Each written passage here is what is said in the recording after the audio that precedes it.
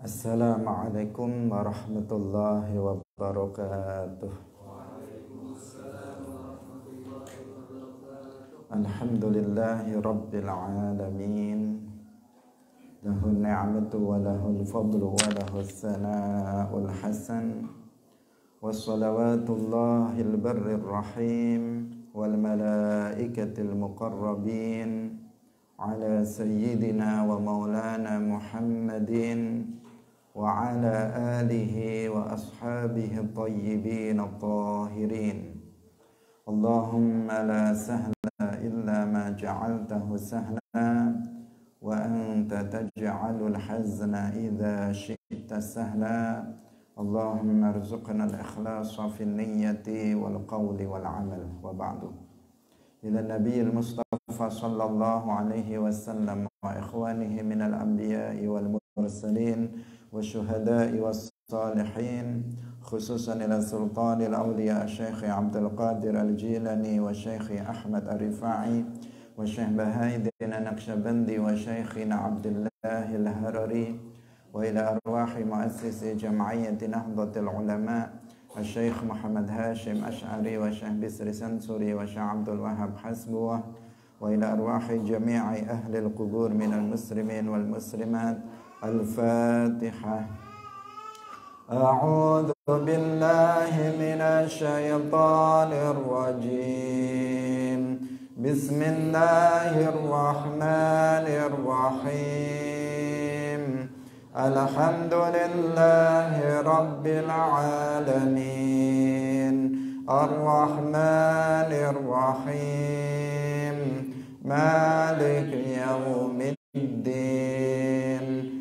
Iyyaka na'budu wa iyyaka nasta'in. Ihdinas siratal mustaqim. Siratal ladzina an'amta 'alaihim. Amin. Karya Al-Hafidz Qalani.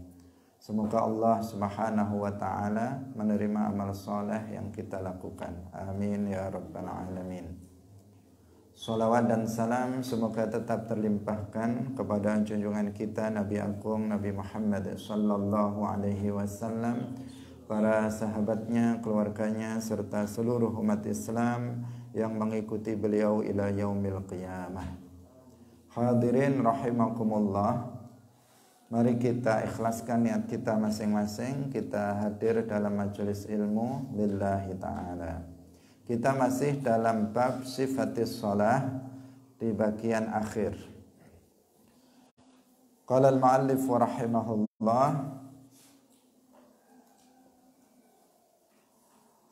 wa an Thawban radhiyallahu ta'ala anhu qala kana Rasulullah sallallahu alaihi wasallam idzan sharafa min salatihi istaghfarallaha thalathan wa qala Allahumma antas salam wa minkas salam tabarakta ya dzal jalali wal ikram. Kana ana sapa Rasulullah sallallahu alaihi wasallam idzan sharafa tatkalane bubar sapa Kanjeng Nabi min salatihi saking salate Kanjeng Nabi istaghfara mongko nyuwun ampunan Allah ing Allah, utawa istighfara mongko istighfar sapa Kanjeng Nabi Allah ing Allah salatan kelawan ambal kaping 3. Wa qala lan ma sapa Kanjeng Nabi Allahumma antas salam wa minkas salam tabarakta ya dzal jalali wal ikram. Allahumma utawi duh Gusti Allah, anta utawi panjenengan iku assalamu zat kang selamat saking aib, wa minkalan iku saking panjenengan assalamu utawi kedamaian, tabarakta maha luhur sapa panjenengan ya dzal jalali hu zat kang duweni keagungan wal ikrami lan wal ikrami lan kedermawanan. Rawahu Muslimun. Hadirin rahimakumullah, kita masih membahas tentang bacaan zikir yang dibaca setelah sholat. Kemarin kita telah sebutkan dua hadis yang menjelaskan doa atau zikir yang dibaca setelah sholat. Di antaranya adalah dengan membaca La ilaha illallah wahdahu la syarikalah lahul mulku wa lahul hamdu wa huwa ala kulli syai'in qadir. Allahumma la mani'a lima a'taita wa la mu'tiya lima mana'ata wa la yanfa'u dzal jaddi minkal jadd. Kemudian setelah itu doa yang lain adalah Allahumma inni a'udzubika minal bukhli wa a'udzubika minal jubni wa a'udzubika min an uradda ila ardhalil umur wa a'udzubika min fitnatid dunya wa a'udzubika min azabil qabr. Sekarang zikir yang lainnya yang dianjurkan untuk dibaca dan dicontohkan oleh Rasulullah Shallallahu Alaihi Wasallam, bahwa setelah sholat beliau membaca istighfar. Jadi setelah salam beliau mengatakan astaghfirullah, astaghfirullah, astaghfirullah 3 kali.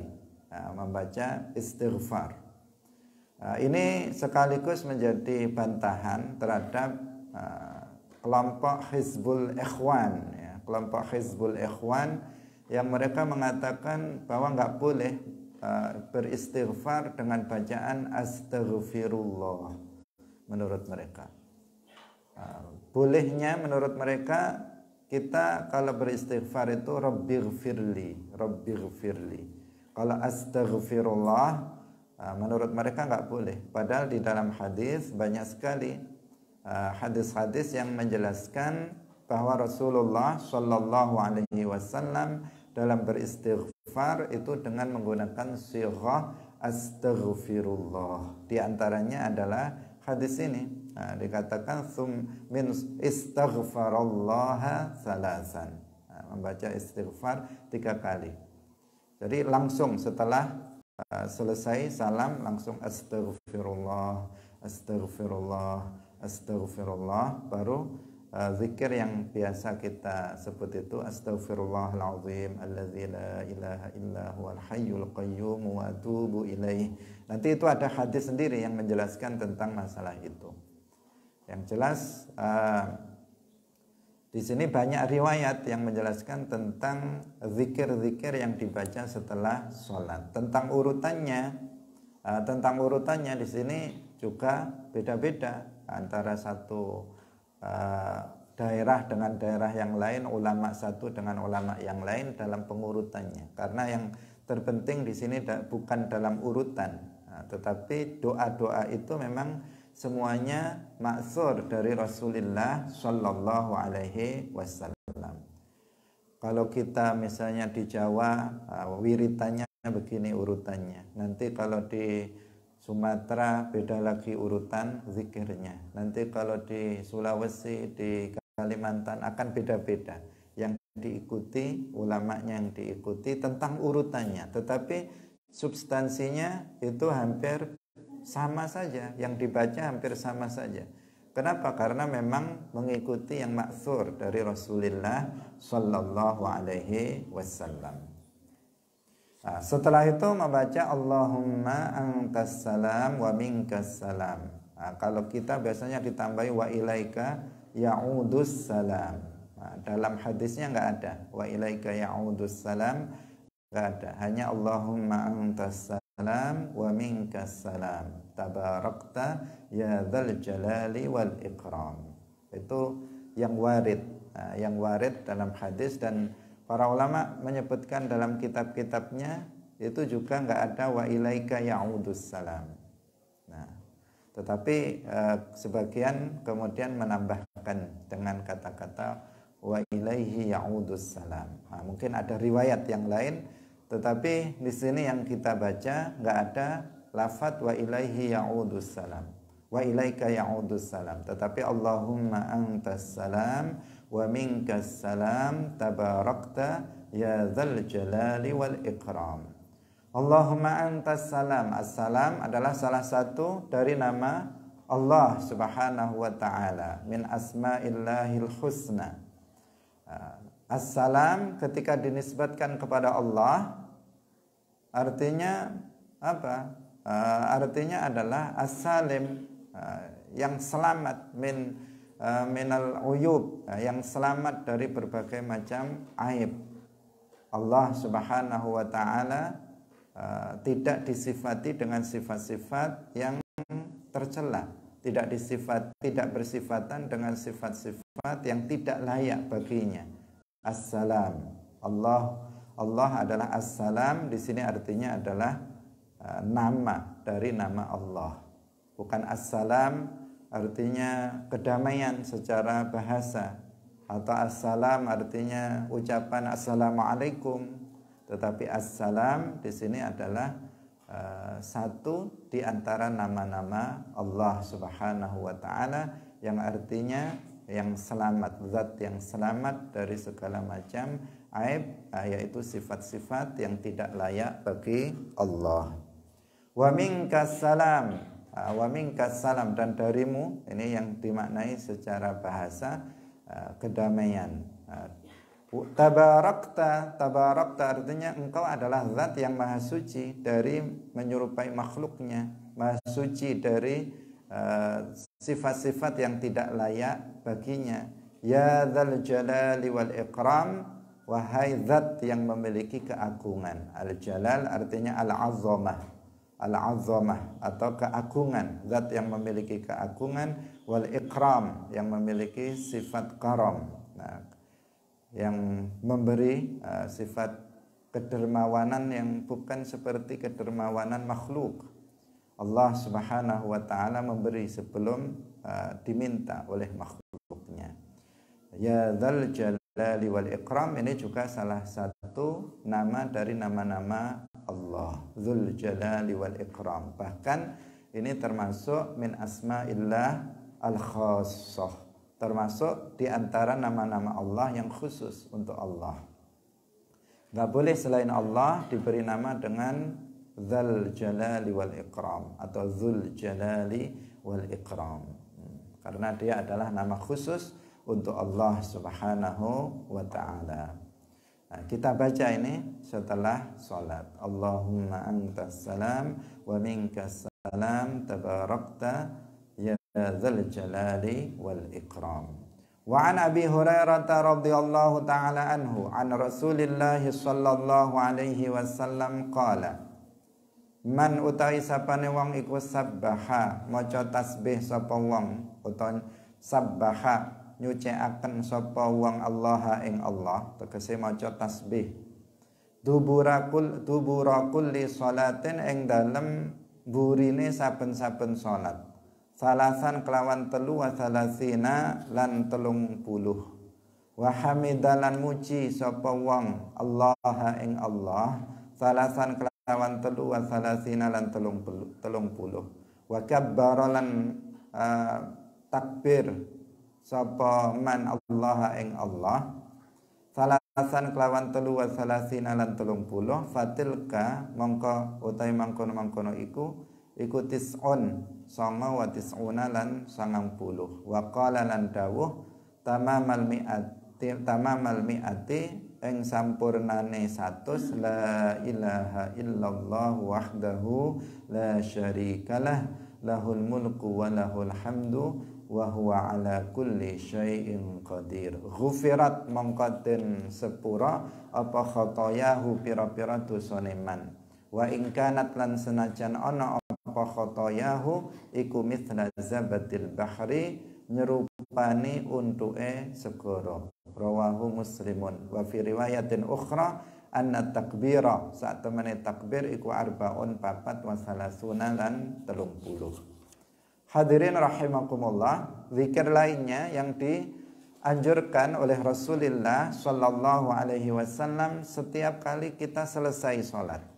Nah, setelah melaksanakan sholat secara umum di sini sholat fardu yang 5. Tidak terkhususkan pada sholat subuh atau sholat maghrib, tetapi setiap sholat di belakang setelah sholat untuk membaca tasbih, hamdalah dan takbir masing-masing 33 kali. Subhanallah, subhanallah, subhanallah, subhanallah 33 kali. Kemudian alhamdulillah, alhamdulillah, alhamdulillah 33 kali. Kemudian Allahu akbar, Allahu akbar, Allahu akbar sampai 33 kali. Berarti 33, 33, 33 jumlahnya 99 kali.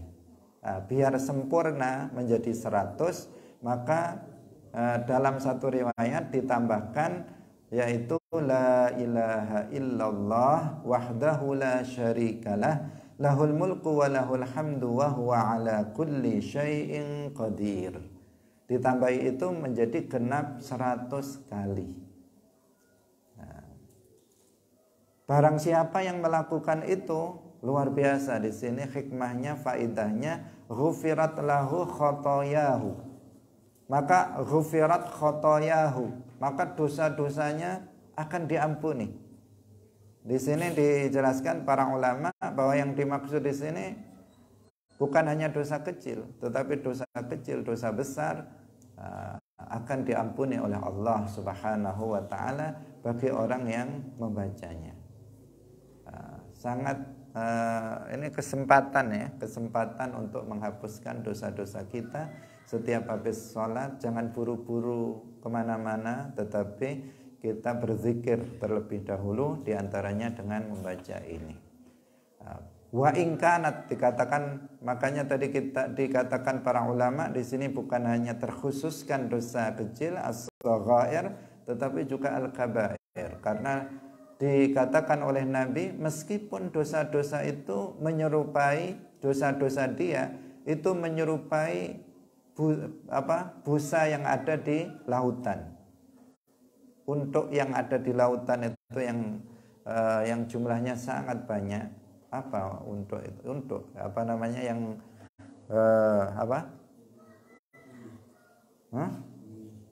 buih. Jadi apa namanya yang putih-putih, yang kalau air itu yang jumlahnya tentu saja tidak terhitung oleh kita, ya. Kita tidak mampu untuk menghitungnya, saking banyaknya dosa seseorang, tetapi kalau dia mau membacanya, maka dia dosa-dosa dia akan diampuni oleh Allah Subhanahu wa taala. Hadirin rahimakumullah. Di sini perlu kita ingatkan, dalam semua zikir kita membacanya harus benar. Kita harus membacanya dengan benar. Ini kita ingatkan di sini karena yang sering terjadi penyimpangan di dalam membaca itu adalah ketika zikir ini. Banyak orang yang berzikir itu udah nggak genap lagi. Subhanallah, subhanallah, itu aja. Kemudian entah berapa bilangannya, subhanallah. Awalnya subhanallah, subhanallah, asalnya bagus dia, subhanallah, subhanallah. Akhirnya biar cepat 33, kemudian dia subhanallah. Setelah itu alhamdulillah, alhamdulillah. Setelah agak tengah dia begitu alhamdulillah. Kemudian Allahu Akbar, Allahu Akbar. Begitu tengah-tengah Akbar. Langsung apa? Nggak jelas. Hurufnya itu ada yang banyak hilang karena dia membacanya dengan cepat. Orang yang seperti itu ya hikmah atau fadilah ini tidak akan dia dapatkan. Dia nggak akan mendapatkan fadilah itu.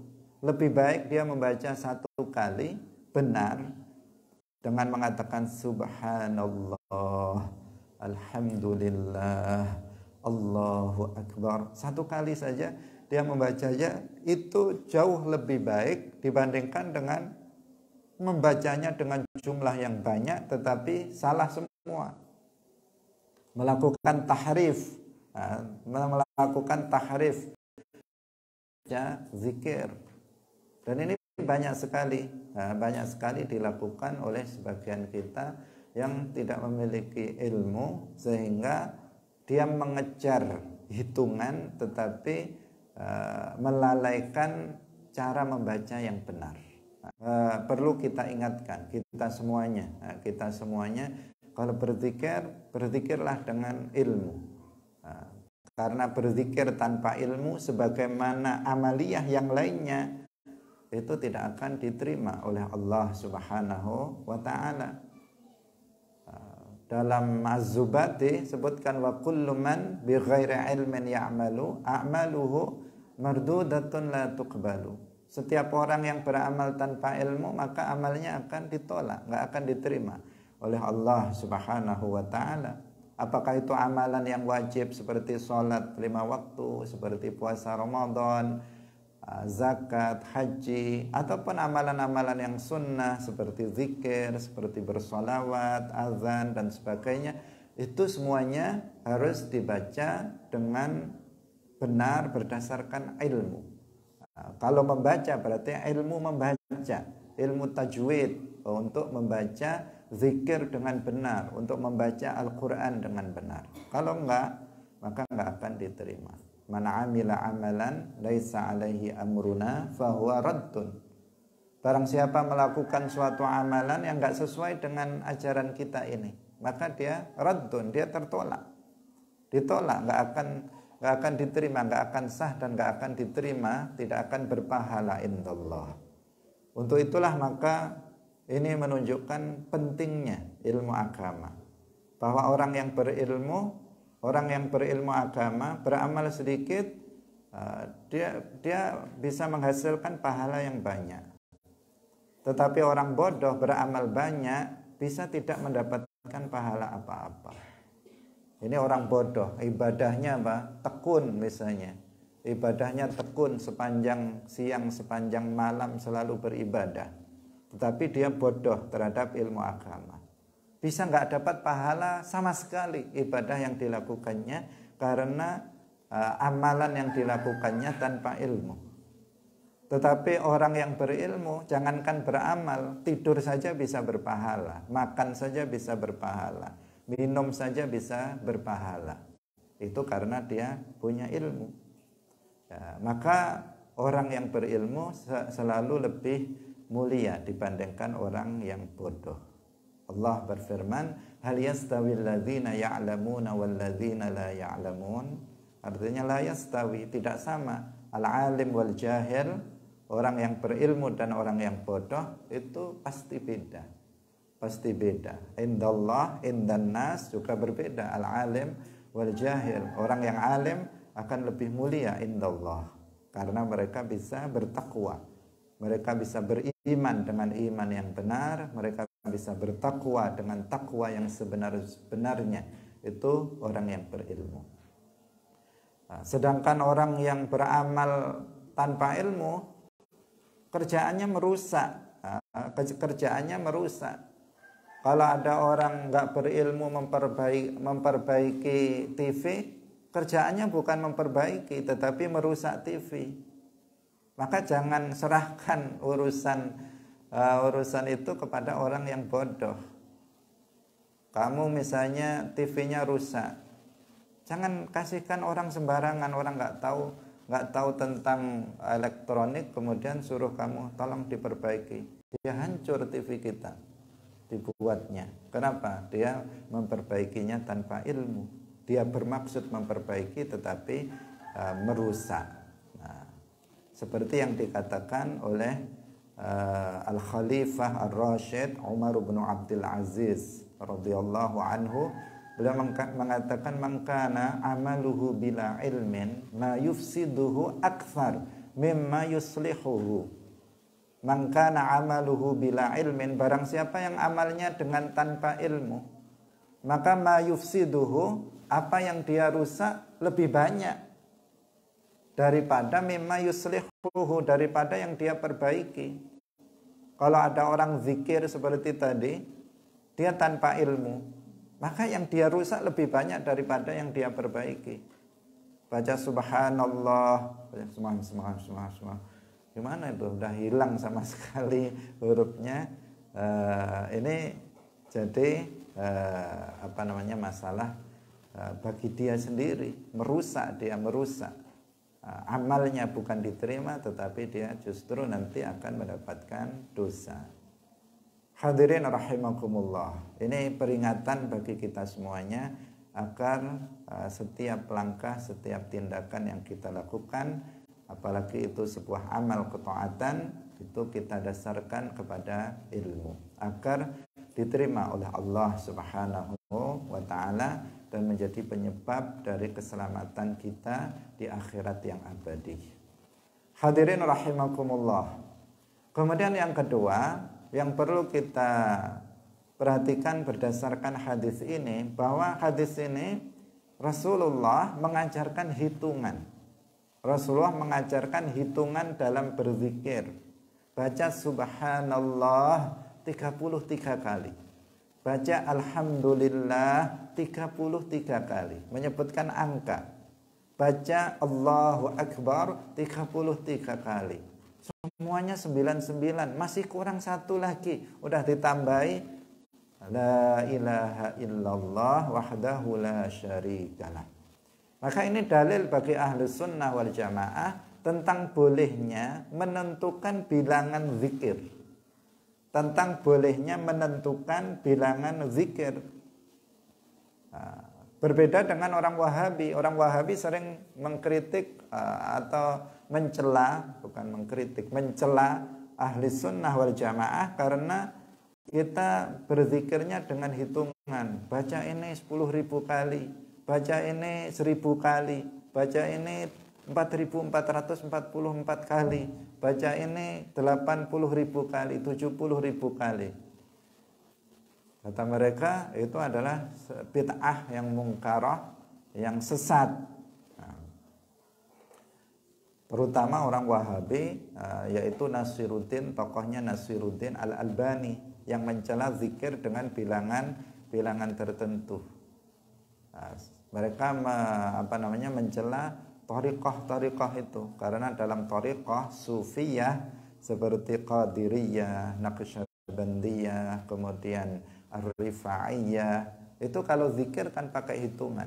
Seperti Ar-Rifa'iyah misalnya, membaca tahlil la ilaha illallah 100 kali, astaghfirullahalazim wa atubu ilaih 100 kali, Allahumma sholli ala sayyidina Muhammad 100 kali.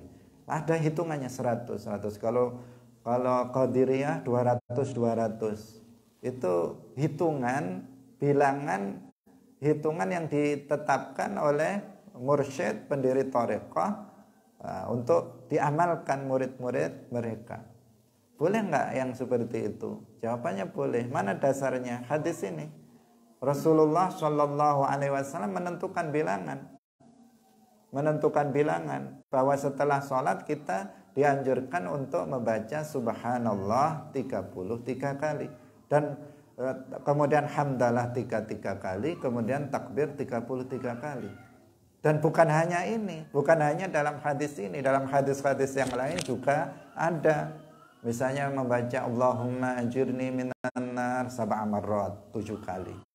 Kemudian membaca la ilaha illallah wahdahu la syarikalah lahul mulku wa lahul hamdu yuhyi wa yumitu wa huwa ala kulli syai'in qadir.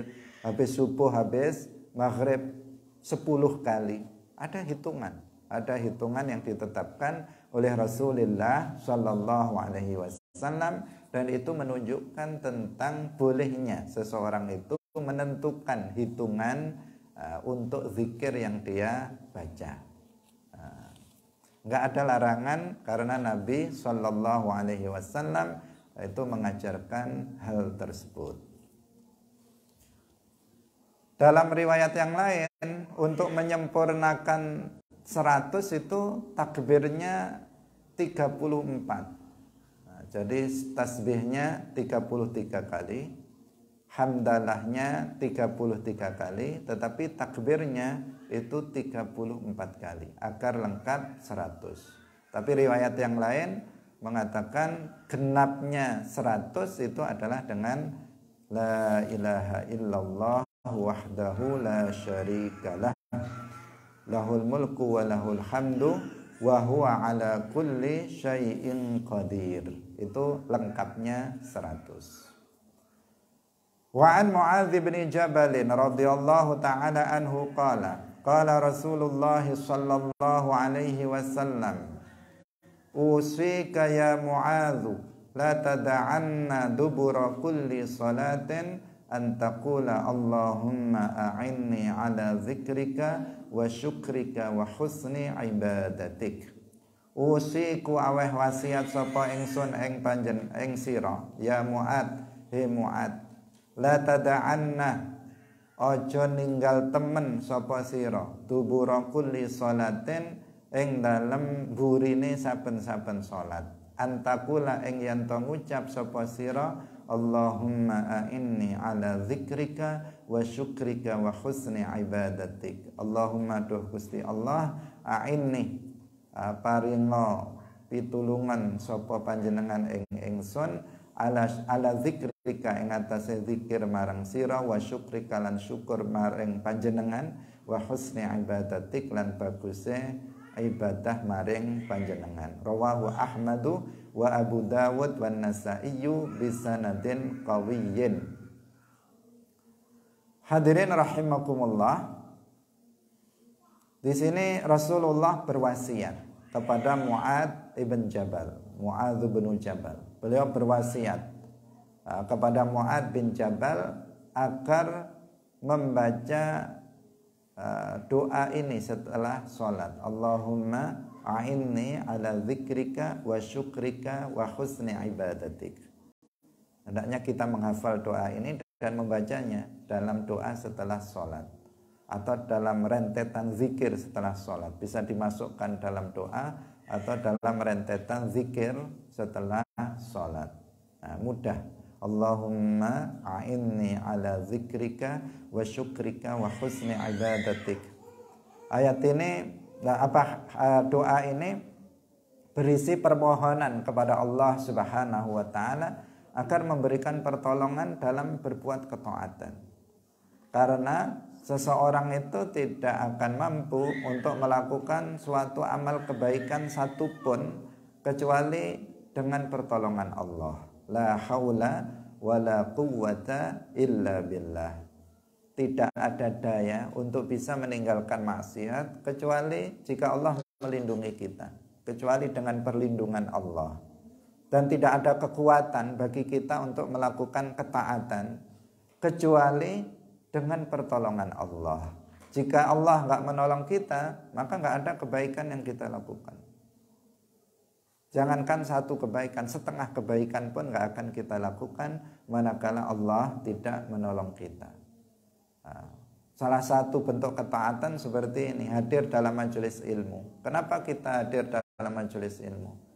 Karena Allah memberikan pertolongan kepada kita untuk kita bisa berbuat kebaikan. Kalau enggak, ya kita di rumah saja. Kalau enggak, Allah enggak menolong kita, kalau Allah enggak menciptakan kemampuan dalam diri kita untuk melakukan kebaikan, maka kita nggak akan melakukan kebaikan selamanya. Karena itulah kita meminta kepada Allah agar kita diberikan kemampuan untuk berbuat ketaatan. Ini penting sekali, sangat penting sekali.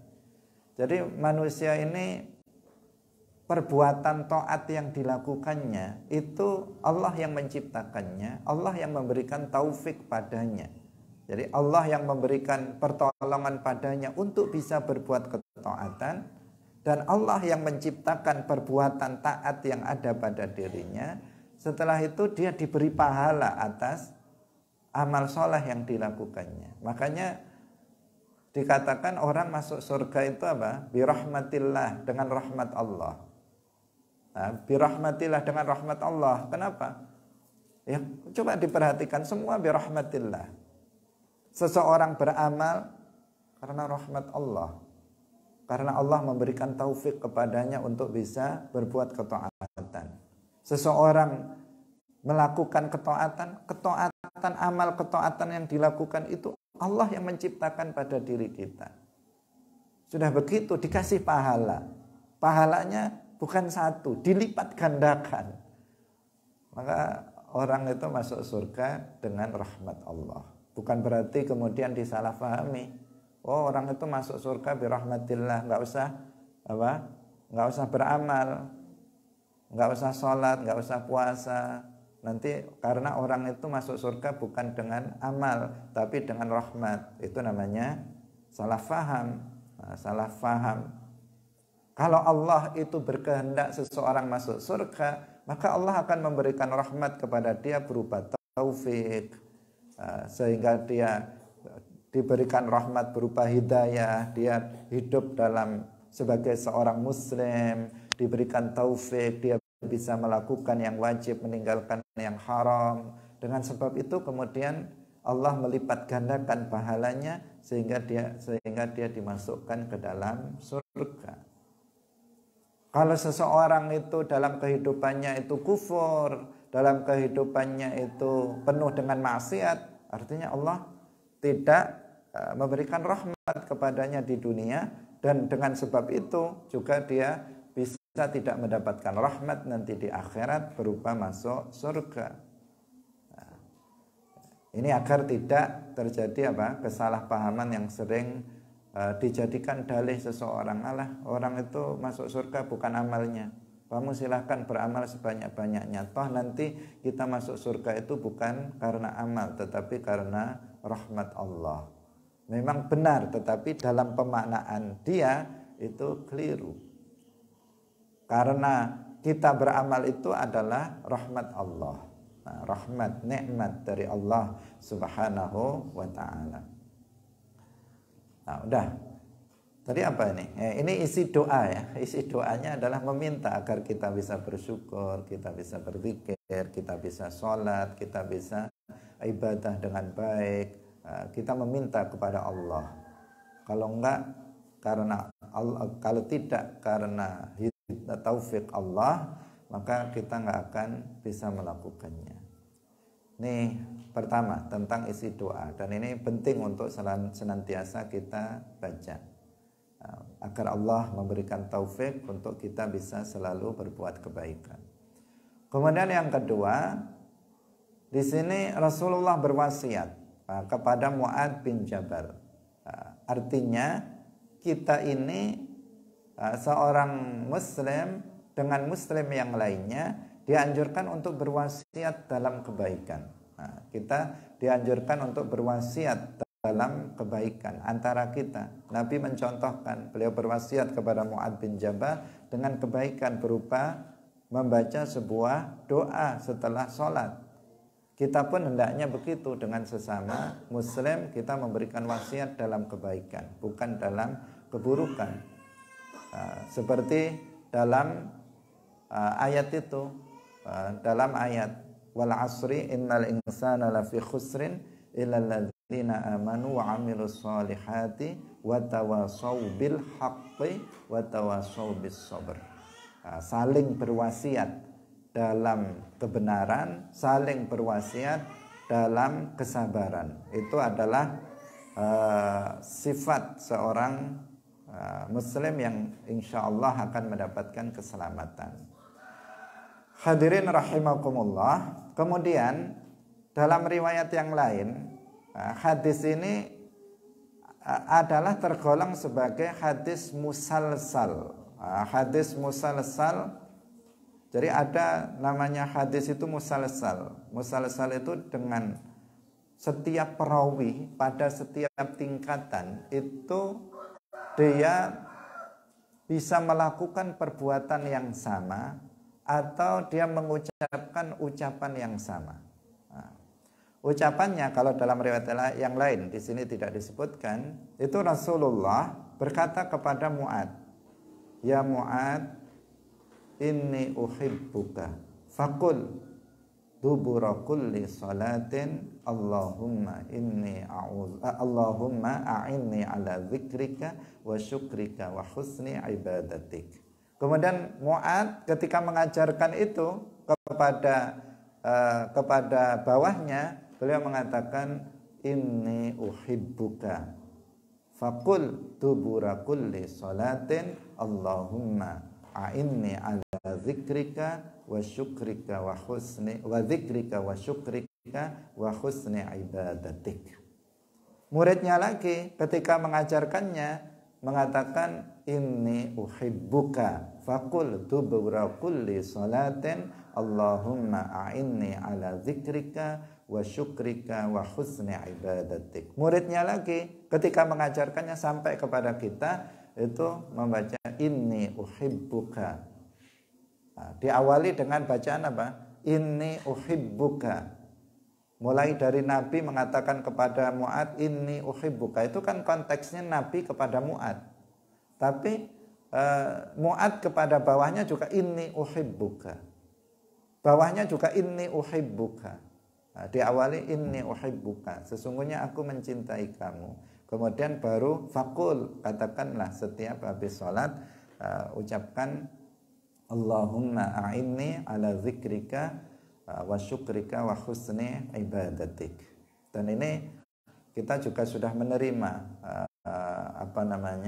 sudah menerima ijazah atau menerima sanad tentang hadis ini, namanya musalsal bil mahabbah. Sehingga kita juga menyampaikan kepada kalian inni uhibbuka faqul dubura kulli salatin Allahumma a'inni ala dzikrika wa syukrika wa husni ibadatik. Hadirin rahimakumullah. Ini juga penting kayak begini, kita memiliki sanad tentang hadis musalsal. Ada musalsal bil rahmah, ada musalsal mahabbah bil mahabbah, ini ada musalsal yang lainnya. Kemarin Syekh Salim ada memberikan musalsal, namanya musalsal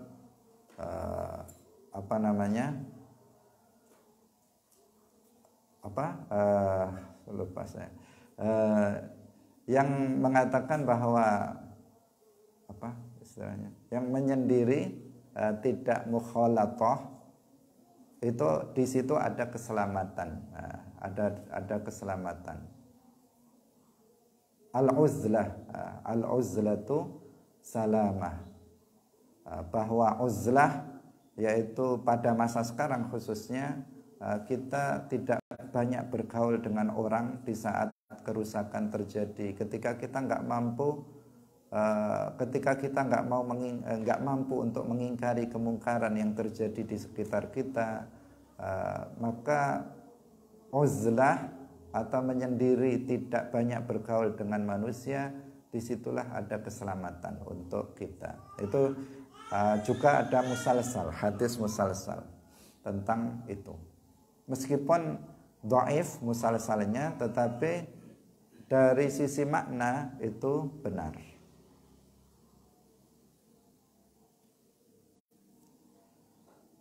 Hadirin rahimakumullah, kita lanjutkan lagi pada hadis berikutnya. Wa an Abi Umamah radhiyallahu taala anhu qala Rasulullah sallallahu alaihi wasallam, man qara'a ayatal kursi, man utawi sapane wong iku qara'a maca sapa man ayatal kursi ing ayat kursi, dubura kulli salatin ing dalem burine saben-saben salat, maktubatin kang den wajibaken, lam yamna'hu mongko ora nyegah ing man min dukhulil jannati saking mlebu swarga, ilal mautu kejaba mati. Rawahun Nasa'i wa sahahahu Ibnu Hibban wa zada fihi Tabarani wa qul huwallahu ahad lan qul huwallahu ahad. Ini luar biasa, fadilah yang luar biasa apabila kita mau membaca zikir ini setelah sholat. Rasulullah bersabda, barang siapa yang membaca ayatul kursi, ayatul kursi. Ayatul Kursi kemarin kita katakan adalah ayat yang termulia di dalam Al-Quran. Kalau surat yang paling mulia itu adalah Al-Fatihah. Tetapi ayat yang paling mulia yang disebut dengan Sayyidatu Ayil Quran, yaitu pemimpinnya dari ayat-ayat Al-Quran, itu adalah Ayatul Kursi. Ayatul Kursi, barang siapa yang mau membacanya, maka dia akan dikatakan, barang siapa yang membaca ayat kursi setiap habis sholat wajib, maka tidak mencegah dia masuk ke dalam surga kecuali mati. Artinya dia akan mati dalam keadaan husnul khatimah. Kalau dia mati, udah masuk ke dalam surga. Itu artinya. Artinya dia akan mati dalam keadaan beriman, dalam keadaan husnul khatimah, akan masuk ke dalam surga. Karena nggak ada yang masuk ke dalam surga kecuali orang-orang yang mati dalam keadaan muslim. Nah, dan ini sebuah fadilah yang luar biasa. Karena setiap orang itu mengharapkan masuk ke dalam surga tanpa azab. Setiap orang mengharapkan husnul khatimah, mati dalam keadaan beriman. Dan itu bisa diraih dengan membaca ayatul kursi setiap habis sholat. Nah, karena itu ayatul kursi selalu dibaca. Biasanya ayatul kursi, kemudian al-ikhlas, di sini juga ditambahkan wa qul huwallahu ahad, artinya membaca suratul ikhlas. Kemudian ditambah lagi al-falak dan an-nas. Kalau al-falak an-nas ini disebut muawwidhatan, yang bisa berguna untuk tahsin yang kemarin kita telah terangkan, untuk menjaga diri kita dari bahaya kejahatan makhluk, jin, manusia, itu tahsin. Kalau ayatul kursi juga bisa untuk tahsin. Tetapi lebih dari itu disebutkan di sini bahwa barang siapa yang membaca ayatul kursi setelah habis sholat, maka dia akan masuk surga, dia akan mati dalam keadaan husnul khatimah. Ditambah lagi suratul ikhlas. Kenapa? Karena dalam ayatul kursi itu isinya tentang tauhid. Nah, dan kita tauhid, kita mengetahui bahwa tauhid di sini adalah inti dari ajaran Islam. Inti dari ajaran Islam itu apa? Tauhid. Beribadah hanya kepada Allah, mensucikan Allah dari menyerupai makhluknya. Itu inti daripada ajaran Islam. Yang membedakan Islam dan bukan Islam itu kan pada tauhidnya. Selain Islam itu nggak ada yang mengajarkan tauhid. Orang Nasrani tidak mengajarkan tauhid. Mereka menyerupakan Allah dengan makhluknya, dengan mengatakan Allah itu tinggal di surga, dengan mengatakan Allah punya istri, punya anak. Mereka menserupakan Allah dengan makhluknya. Orang-orang Yahudi, mereka mengatakan bahwa Allah itu bersemayam di atas arasy. Orang-orang Yahudi. Kemudian mereka juga mengatakan Allah punya anak. Para malaikat itu adalah anak-anaknya, anak-anak perempuannya Allah. Sementara Uzair itu adalah anak laki-lakinya Allah. Itu orang-orang Yahudi. Demikian juga agama-agama lain semuanya mengajarkan kesyirikan, menyerupakan Tuhan dengan makhluknya. Makanya kalau ada orang mengaku sebagai orang Islam tapi menyerupakan Allah dengan makhluknya, maka mereka bukan orang Islam. Karena Islam itu mengajarkan tauhid, dan tauhid seperti yang dikatakan oleh Sayyidu Ta'ifah As-Sufiyah Al-Junaid Al-Baghdadi, ifradul qadim minal muhdas. At-tauhidu huwa ifradul qadimi minal muhdas, yaitu mensucikan al-qadim Allah, yaitu Allah al-qadim itu minal muhdas, dari makhluk, dari menyerupai makhluk. Itulah tauhid.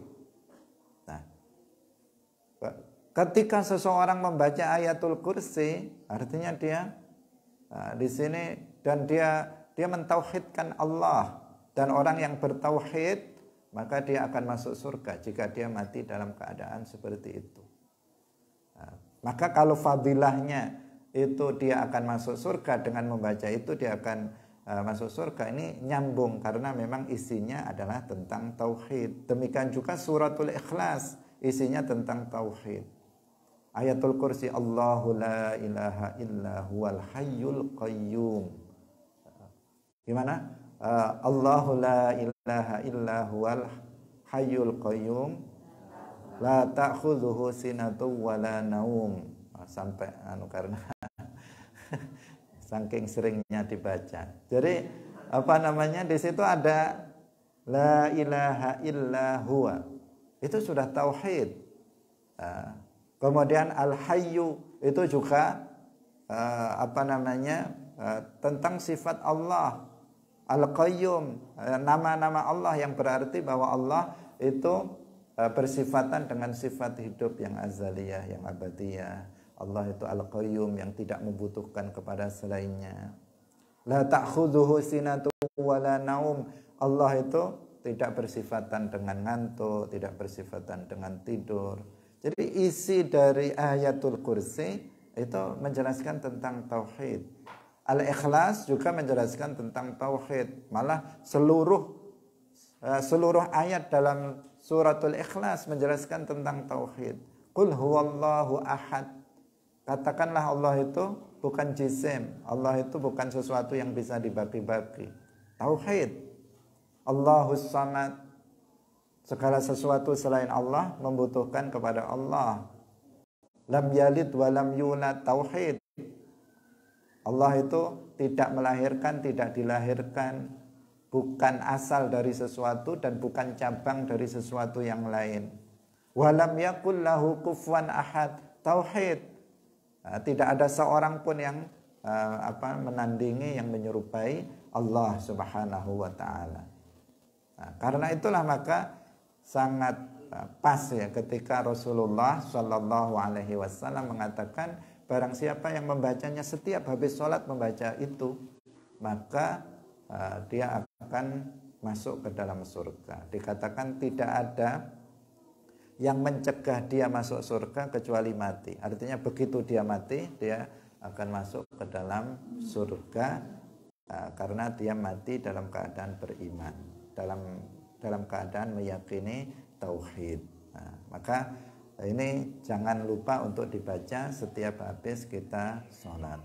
Banyak sekali fadilah, amalan yang sebenarnya ringan tetapi sering kita meninggalkannya. Habis sholat salam langsung pergi, nggak baca dulu. Padahal apabila kita berhenti sejenak, barang waktu 5 menit untuk berzikir, maka kita akan mendapatkan pahala yang begitu besar, fadilah yang begitu besar untuk keselamatan kita nanti di akhirat. Hadirin rahimakumullah, sampai di sini dulu. Nanti selanjutnya kita sisakan untuk pertemuan berikutnya. Barakallahu fikum, wallahul muwaffiq ila aqwamit thoriq. Wassalamualaikum warahmatullahi wabarakatuh. La ilaha illallah. Allahumma salli ala sayyidina Muhammad wa ala alihi wa sahbihi wa sallim. Rabbi ghfirli wa liwalidayya wa lil mu'minina wal mu'minat.